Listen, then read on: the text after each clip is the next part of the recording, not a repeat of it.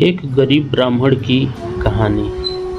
बहुत समय पहले की बात है। एक गांव में एक गरीब ब्राह्मण रहता था। वह ब्राह्मण बहुत ही निष्ठा भाव से और मेहनती था, लेकिन उसकी संघर्षपूर्ण जीवन संगति थी। उसकी आर्थिक स्थिति बहुत ही कमजोर थी और वह और उसका परिवार गरीबी की जंजीरों में बंधे रहते थे। एक दिन ब्राह्मण अपनी मुसीबतों से बहुत परेशान था और उसने अपनी बेचैनी को ईश्वर के सामने रखते हुए उनसे मदद की अपील की। वह आशा कर रहा था कि उसकी दुख भरी कहानी ईश्वर के कानों तक पहुंचेगी और वह उसकी मदद करेंगे।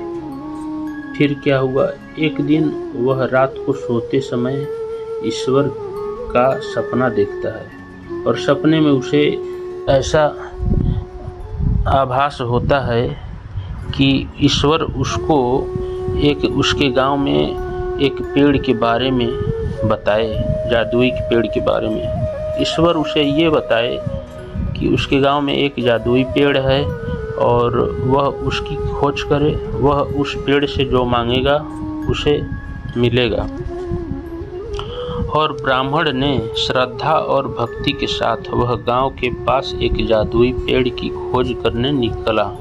उसने बहुत खोज की, लेकिन कहीं न कहीं वह निराश हो जाता था।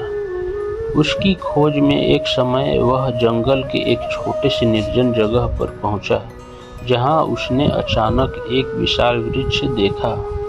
उसे विश्वास नहीं हो रहा था कि क्या वही जादुई पेड़ है जिसे वह ढूंढ रहा था।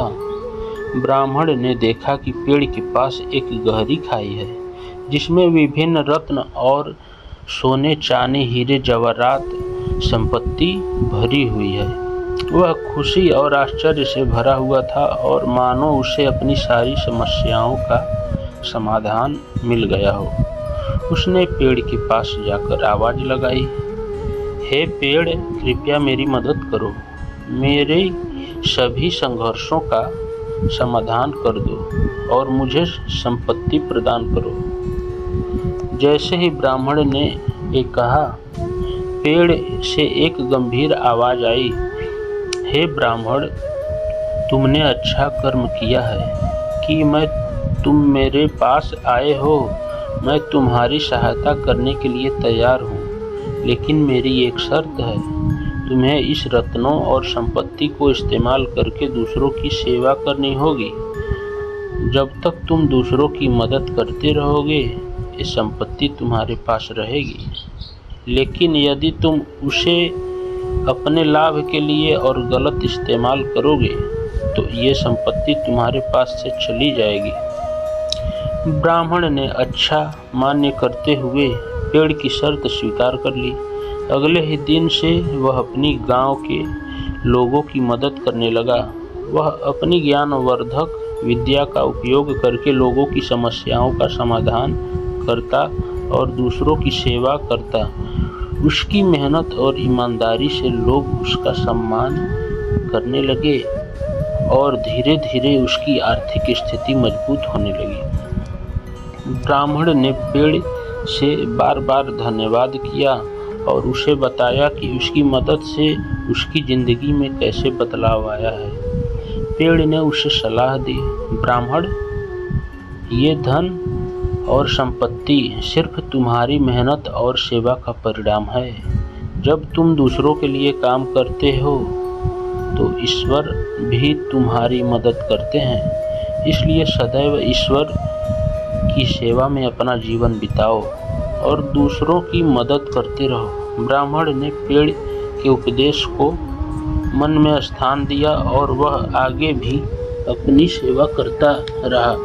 धीरे धीरे उसकी आर्थिक स्थिति सुदृढ़ हो गई और वह और उसका परिवार खुशहाली से जीने लगे। ब्राह्मण की यह कहानी गांव के लोगों में प्रसिद्ध हुई और उनके द्वारा वह गरीब ब्राह्मण आज भी सम्मानित और प्रशंसित होता है। इस कहानी से हमें यह सीख मिलती है बच्चों कि धन और संपत्ति के माध्यम से सुख और समृद्धि प्राप्त करने के लिए हमेशा दूसरों की सेवा करना अति आवश्यक होता है।